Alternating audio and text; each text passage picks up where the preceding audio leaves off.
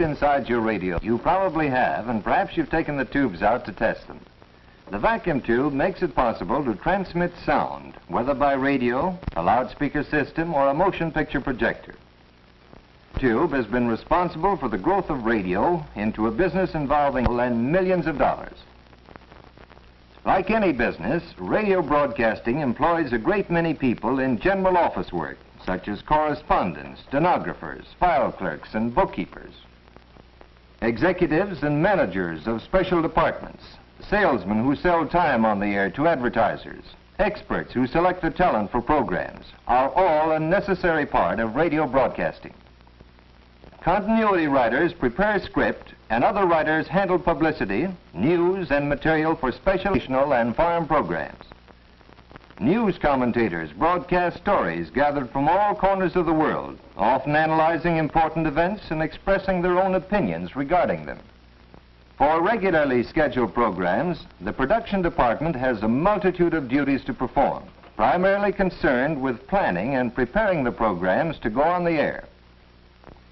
Sound effects add realism to dramatic programs and are produced by specialists in a small, although very interesting field. Actors and actresses perform for unseen audiences, and control men skillfully operate the apparatus which mixes sound effects, music, and dialogue. The best the world has to offer in music, drama, and comedy may be enjoyed in one's own home, for radio's greatest application is in broadcasting mass entertainment. Many programs are broadcast over radio networks, and telephone lines are employed to connect the studio with the various stations. As a program may originate in a studio at New York or Hollywood, the use of telephone wires makes it possible for stations thousands of miles away to broadcast the program. The master controls are operated by men who have advanced from the ranks. Their work requires perfect coordination of mind and hand, for station hookups must be made on the split second. During the short period allowed for station identification, telephone lines, which have been set up in advance, are connected to feed the program to the network stations. The maintenance of radio broadcasting equipment employs a large number of workers known as technicians. It is their job to see that the apparatus is kept in perfect working order. In the stations, we find these men at work on the amplifiers and on the power equipment. They are not developing new methods or devices, but are maintaining those which have already been developed by the engineer. Radio engineers are men technically trained in the field of electrical engineering as applied to radio and communications. They have brought about the high degree of perfection now attained both in broadcasting equipment and in radio receiving sets. This work of improvement and development is continually being carried on by the relatively small number of highly trained specialists who are radio engineers. Theirs are among the top positions in radio. These positions have been filled by men without professional training, but today there is little chance for a man to become a radio engineer without training in a first-class engineering school. Radio manufacturing in general is classified as unskilled work, as most of the jobs can be mastered in a very short time. Many women are employed assembling and inspecting radios as the work is not heavy. Ordinarily, such work does not lead to responsible positions and should be avoided unless one will be satisfied with employment in manufacturing. However, men with training are sometimes placed in the production departments of radio manufacturing plants to gain practical experience. This work serves also as a proving ground for these men, and those who qualify may advance to positions of greater responsibility. Because radio broadcasts are so popular, the public demands prompt and efficient repair service to radio sets. This has created a large field of employment.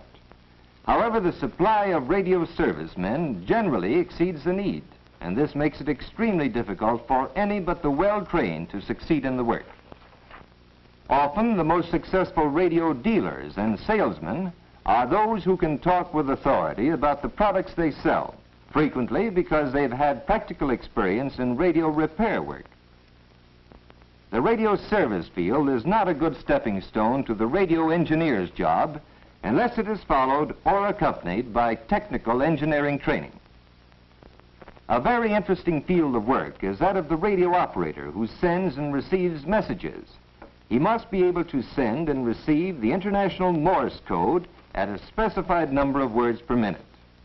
Granting of the commercial operator's license is based on a rigid government examination conducted by the Federal Communications Commission, and it must be renewed periodically. Radio operators are found on practically all large ships. They communicate with other ships and with radio stations on land. The operator at the land station sends and receives commercial messages, handles weather reports, and listens for distress signals from ships at sea. Air travel has become safe today largely because of the application of radio principles. On commercial airlines, the licensed pilots must be radio operators. In addition to flying the plane, they must report their positions and get their bearings, weather information, and landing instructions from the radio operators at the ground stations. The ground station operator does not have to be an aviator. In addition to handling messages of radio and how to make minor repairs in order to keep his station on the air, the operator's work is to maintain contact with planes in flight, as well as to communicate with other airports regarding schedules, passenger reservations, and weather conditions. Men with radio training often find employment in allied lines using basic radio principles. Among these is the sound movie. Through the use of microphone, amplifier, and vacuum tube, the sound for motion pictures is photographically recorded on the edge of the film to form the soundtrack.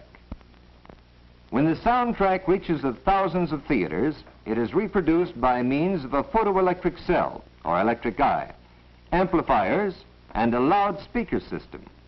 Maintenance men with fundamental knowledge of radio technique are constantly employed to keep this delicate equipment in working order. Public address systems also use some of the principles of radio. They range from the temporary and portable unit to permanent installations in large auditoriums. Many operators of portable public address systems own their own equipment, which is in demand at county fairs, sporting events, political rallies, and conventions. This type of work requires some special training, but the field is so crowded that it offers few really good jobs. The better jobs are those planning and installing the large permanent public address systems, but this work requires a thorough background in radio and acoustical engineering. Another field requiring thorough engineering training is the transmission of photographs by wire and radio. News services maintain photo transmitters at strategic points, and the newspapers subscribing to this service get the photographs over receiving instruments in their own offices. Television, the baby of the radio family, is creating openings for experienced engineers, most of whom are graduating from radio work. From the scene of action, cameramen televise events which you may see in your own home, if, of course, you have a television receiver. Television is opening up a new field, as does any new development. It is furnishing employment for men who design, operate, install, and service the transmitters and receivers. But men with radio experience, especially those who have prepared themselves through study and application, are given preference. Specialized training, study, and hard work are necessary in all phases of radio. In spite of the size and importance of the radio field, it doesn't hold great opportunity except for those who are able to secure the highly technical training which it requires. The best training is that obtained at a first-class electrical engineering school, specializing in communications engineering. If that is impossible, there are a few vocational and correspondence schools which offer excellent courses in the theory of radio. However, you should ask your school authorities to help you investigate any school, residence or correspondence, which you may plan to attend. Your high school preparation for entrance into radio work must lay a strong foundation in science and mathematics, the basis of all engineering, and especially of electrical engineering. You must, in addition, develop a high degree of coordination between hand and mind, because much of the work is very exacting in nature. If you Probably one of the best ways to get started is to make it a hobby and build an amateur station. This will give you the chance to put basic theory in practical operation. It will show you more quickly than anything else whether or not you can succeed in radio.